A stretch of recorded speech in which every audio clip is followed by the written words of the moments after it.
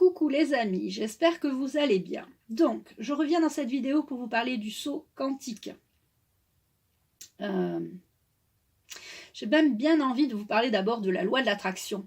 La loi de l'attraction fonctionne même quand vous n'en avez pas conscience. D'accord? Moi, j'ai découvert la loi de l'attraction en 2010 et en 2008, je travaillais comme aide ménagère dans une école. J'étais à l'entretien dans une école primaire et je faisais le ménage de toutes les classes, les couloirs, les espaces communs, tout. Je faisais tout le ménage de toute l'école. J'étais la seule à faire le ménage et j'étais vraiment au bout du rouleau. J'en avais vraiment marre de faire le ménage dans cette classe, dans cette école, d'autant que la directrice n'était pas super sympa. Donc bon, bref, en plus le ménage, c'est pas très, on va dire, comment dire, valorisant. C'est pas que c'est pas valorisant, c'est que c'est toujours faut recommencer éternellement, quoi. C'est voilà, c'est ça.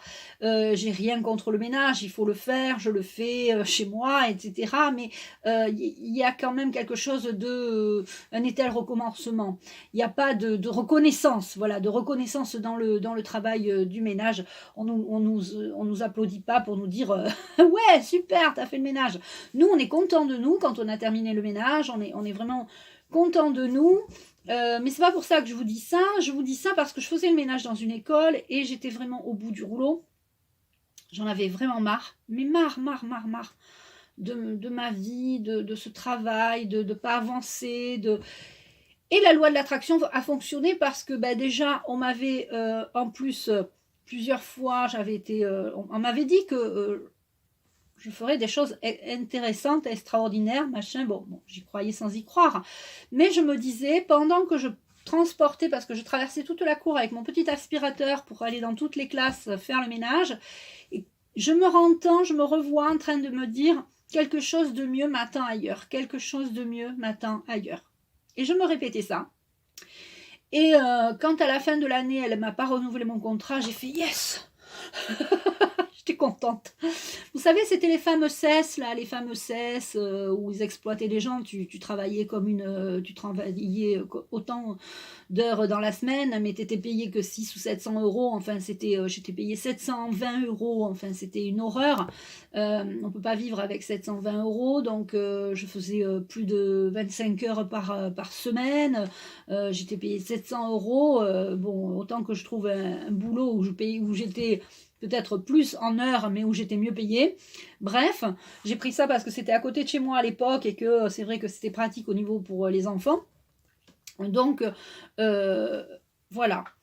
Mais la loi de l'attraction a fonctionné à ce moment-là pour moi, parce que je me répétais quelque chose de mieux m'attend ailleurs. Voilà ce que je me répétais.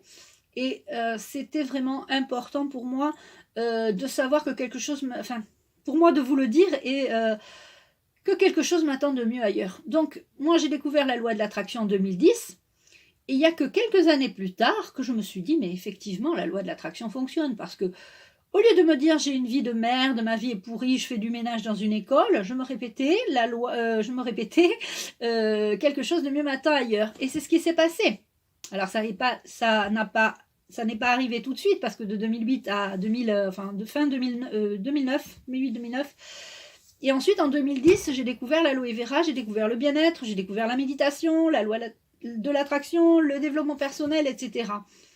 Donc, quelque part, le fait de se répéter des phrases comme ça, positives, quelque chose de mieux m'attend ailleurs, eh bien, il m'est arrivé ça.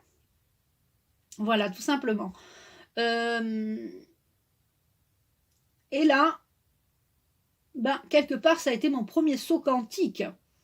C'est-à-dire que quand on est positif, quand on comprend qu'il se passe des choses et quand on est dans un éveil, on s'éveille soi-même, on s'éveille sur sa propre vie, on s'éveille sur sa vie de couple, ses enfants, etc. C'est un premier saut quantique. Et je pense que mon premier saut quantique a été de 2008-2009 à 2010. Donc ça a été mon premier saut quantique. Voilà. Le saut quantique, c'est aussi quand pour moi, pour moi, hein, je ne sais pas vous me mettrez en commentaire comment vous ressentez votre saut quantique ou vos sauts quantiques. Moi, j'en ai fait plusieurs depuis 2008, j'ai envie de dire. Peut-être que j'en ai fait d'autres avant, mais je n'en ai pas conscience.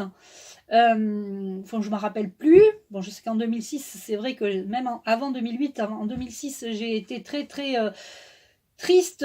J'avais été même sur la tombe de mon papa pour pleurer parce que je me dis, mais qu'est-ce que j'ai fait au bon Dieu pour être dans cette vie. Je comprenais pas ce que je devais faire, pourquoi j'étais là, la fameuse question existentielle.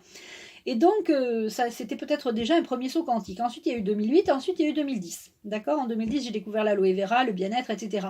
Alors là, j'ai vraiment appris plus en 3 ans de marketing de réseau que toute une vie à l'école. C'est-à-dire que dans ces 3 ans de vie et de marketing de réseau, j'ai appris la confiance en moi, j'ai appris la persévérance, l'endurance,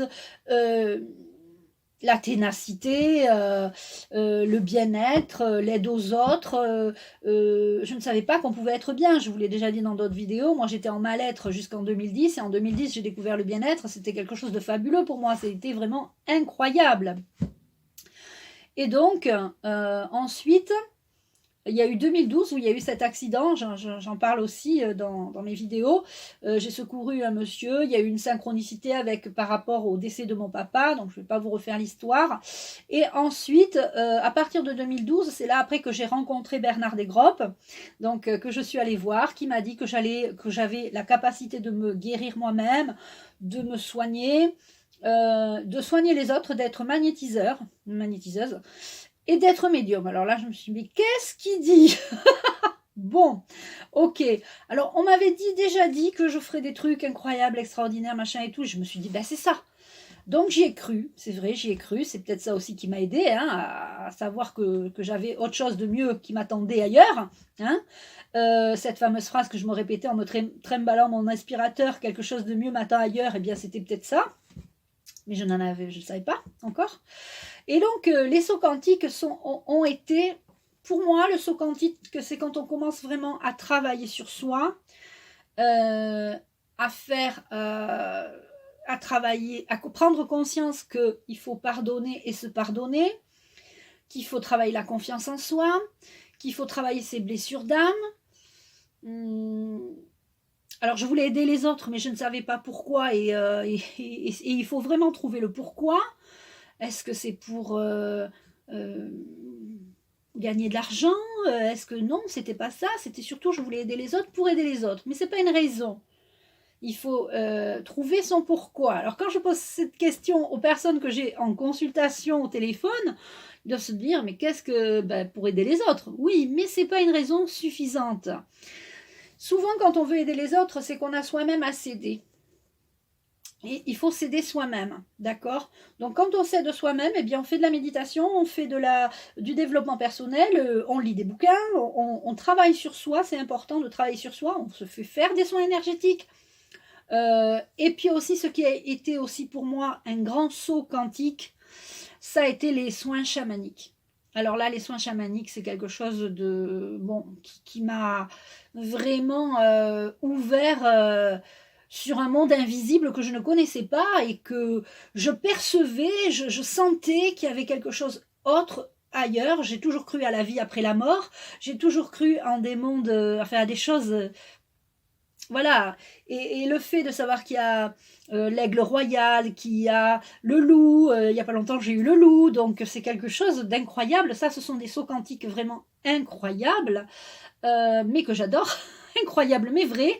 Donc, ça m'a permis tous ces soins, tout ce que j'ai fait pour moi-même, ça m'a servi pour moi-même déjà dans un premier temps et ça me sert aussi pour vous aider.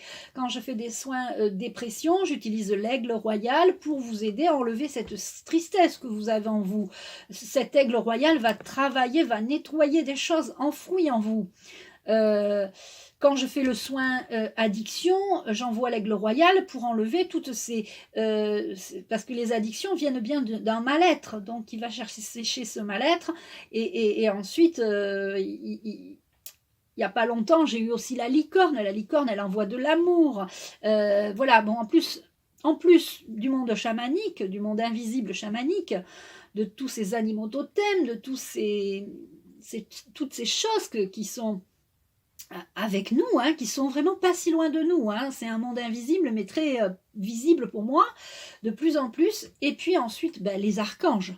Alors les archanges, ça a été quelque chose d'incroyable parce que quand on a un archange ou même plusieurs après qui se présentent à vous et qui se dit et qui vous donne déjà le numéro des cartes et puis ensuite qui vous donne des informations, des phrases, des mots, c'est incroyable. Donc je suis désolée de dire ça, mais c'est incroyable, mais c'est vrai. Donc tout ça m'a permis de faire un saut quantique. Et pourquoi je vous parle de tout ça? Ben parce que j'aimerais bien qu'en commentaire, vous me disiez comment ça s'est passé pour vous, vos sauts quantiques. Est-ce que vous avez pu faire des sauts quantiques? Quand est-ce que vous avez fait des sauts quantiques? Est-ce que ça a été après un soin énergétique? Est-ce que ça a été après une révélation que vous avez compris qu'il s'est passé quelque chose dans votre vie personnelle, etc. Est-ce que c'est... voilà, et j'ai peut-être même envie de vous faire un live sur le saut quantique. On le fera très certainement. Là, il va y avoir les vacances scolaires de Toussaint, donc j'ai envie de faire des lives.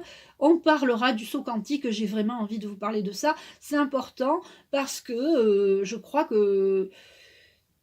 et alors, le saut quantique, je pense que le plus que je sais, que j'en suis sûre, que c'est quand au mois de mars 2020, ils nous ont sorti tout ce qu'ils nous ont sorti, tu sais, le gouffre qui nous ment, là, tu sais, tous les jours, là, hein, que moi, j'écoute pas à la télé, voilà.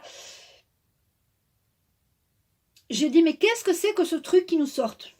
Je n'y ai pas cru tout de suite. Hein. Alors, bien sûr, ils sont très forts pour nous inventer des maladies, des machins, des virus, des trucs, mais je n'y ai pas cru du tout. Et pour moi, ça, c'est un énorme saut quantique. C'est-à-dire que certaines personnes, toutes les personnes que je connais, qui n'ont pas envie de se faire injecter ou qui n'ont pas cru du... Bon, je connais des gens qui ont eu la maladie, hein, qui ont eu le C19 long, qui ont mis du temps à s'en remettre, qui ont perdu le goût, l'odorat. Enfin, j'ai eu toutes les sortes de personnes. J'ai eu beaucoup de personnes qui ont été beaucoup, quand je dis beaucoup, quelques personnes qui ont eu cette chose. Ben, je ne veux pas faire sauter ma chaîne. Donc, attention dans vos commentaires quand vous me parlerez de ça.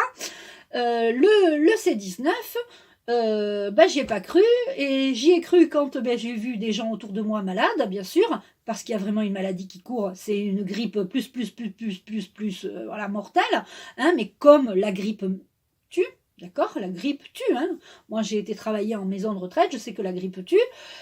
Ma grand-mère est morte d'une bronchite, voilà, donc je veux dire en fin de vie à 96 ans, donc quand on meurt à 96 ans d'une bronchite, on meurt soit d'embolie pulmonaire, je ne sais pas ce que c'est une embolie pulmonaire. Moi, c'est ce qu'on m'a dit. On m'a dit, ta grand-mère est morte d'une embolie pulmonaire. Bon, peut-être. Pour moi, elle est morte d'un arrêt de... Elle n'arrivait plus à respirer. Donc, bon, ça ne servait à rien de la mettre sous respirateur parce qu'elle avait 96 ans. Point barre. C'est, je veux dire, voilà. Donc, tout ça font que on est dans un saut quantique. Toutes les personnes que je connais, qui ne veulent pas se faire injecter, vraiment sont sur une autre... on est en 5e dimension déjà. On sent les énergies plus fortes que les autres. Quelque chose que nous, on va sentir très fort, les autres vont pas le sentir ou pas du tout le sentir. Il y a des choses qui vont se passer pour nous que d'autres personnes lambda vont ne pas comprendre. Vous voyez, c'est exactement ça pour moi, le saut quantique. Voilà pourquoi je voulais vous faire cette petite vidéo, et je vais m'arrêter là parce que ça fait quand même 13 ou 14 minutes que je parle. Donc, mettez-moi en commentaire comment vous avez ressenti vos sauts quantiques. Est-ce que vous avez fait un saut quantique? Pour moi, c'est ça que je voulais... Voilà. Pour moi, le saut quantique, c'est ce que je voulais vous dire par rapport à ça, à l'éveil.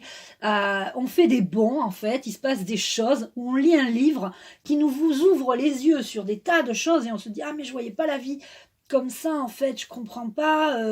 Mais maintenant, je comprends ce qui se passe, etc. » Et aussi, très important pour finir cette vidéo, la vie n'est pas du tout ce qu'on croit qu'elle est. Ça, c'est important ce que je vous dis. La vie que vous vivez n'est pas vraiment la vie qu'on croit. C'est pas ça, la vie. La vie, c'est pas se lever, aller au travail, faire un travail chiant, faire le ménage dans une école. C'est pas ça, la vie. Bien sûr, il faut le faire, il y a des... mais je pense qu'on est... En fait, il y a quelque chose qui nous empêche d'évoluer, on nous a empêché d'évoluer, on nous a laissé en 3D, d'accord, on nous a laissé en 3D.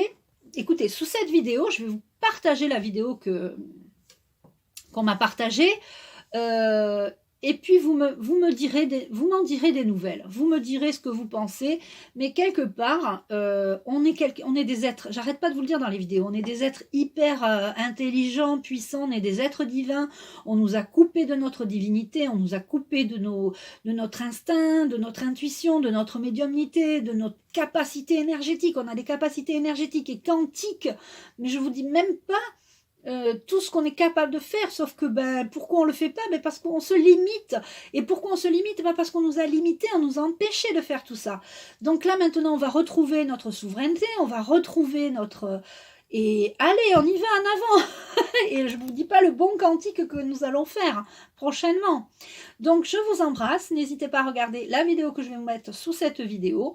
Donnez-moi tous vos commentaires, n'hésitez pas. Je vous embrasse et je vous dis à bientôt pour une prochaine vidéo. Et puis bientôt un live sur le saut quantique. À bientôt.